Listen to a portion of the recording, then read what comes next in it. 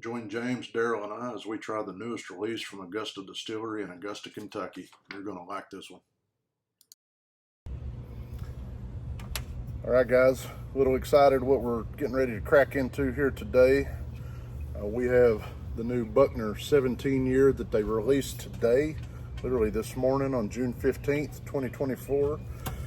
We are sampling from barrel number 5, bottle number 3. This is 115 proof and 17 year Kentucky distilled bourbon, so we're excited to try it. So what was released before this? So Buckner's has a, from Augusta. Augusta has the Route 8 year. They have a 10 year. I've seen a 13 and a 15. This is the oldest and we that they've warmed up with. We warmed up earlier with the Route 8. Route 8, okay. The 127 proof. The 127 proof Route 8. I was right, like, went into it and we're like, oh wow, that's a lot stronger than I remembered, and then realized why. But we were doing sheetrock work, so yeah, it was. I'm gonna try to get this to pop without rattling on the table. That's a pretty good pop. Daryl, you get first pour. This man has spent more hours in a car lately than we can. You take that much? I'm taking half that. Okay. Yeah, I've spent way too much time in the car this week. Yeah, I bet. Everybody watching this video that's seen some tall ginger at the front of many of the lines in Kentucky this week, that was me. Yes, it was. Yeah, this guy. He's definitely put the time in.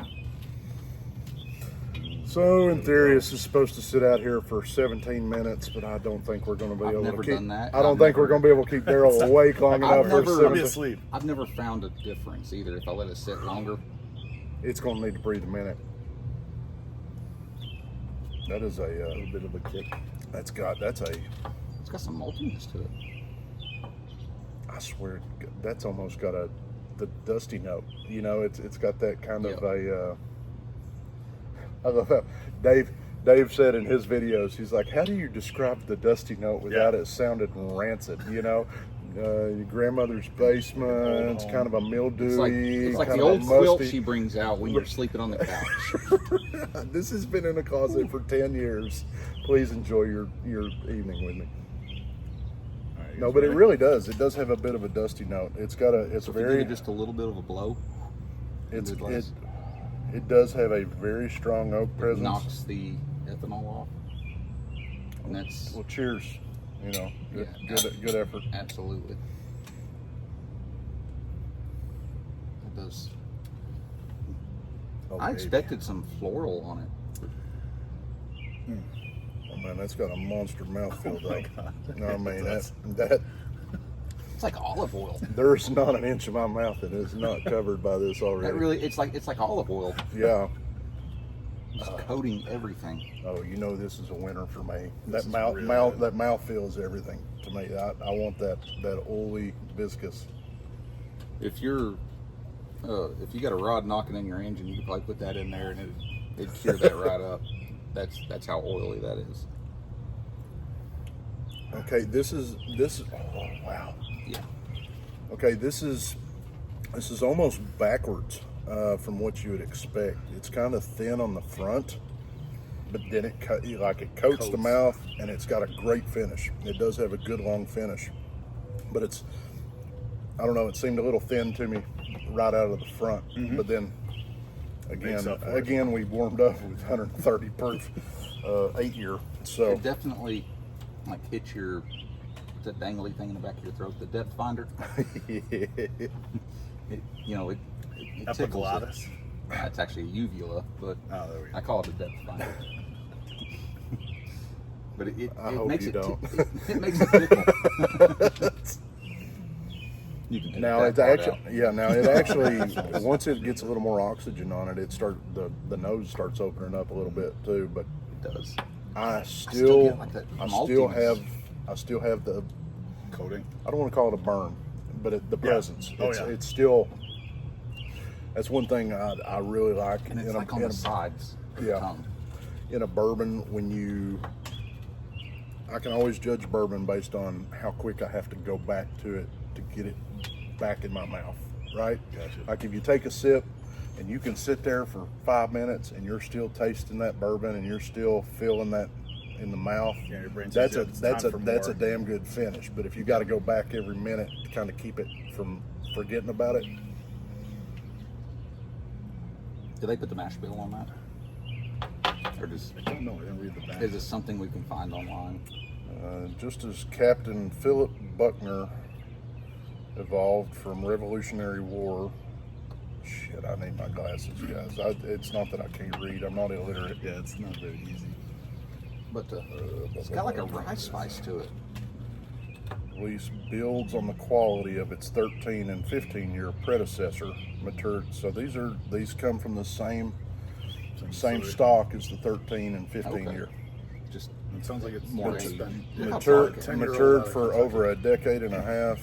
Extraordinary bourbon is an unforgettable pour, providing a striking first impression, followed by a layered complexities on the way to a lingering finish. boy, That's a solid description of That's selling the spot on. same on shit. Yeah, And considering we didn't read it before, right. like that's solid, man. No, they do not break down the mash bill on this, but that's Well, sometimes you can find it online.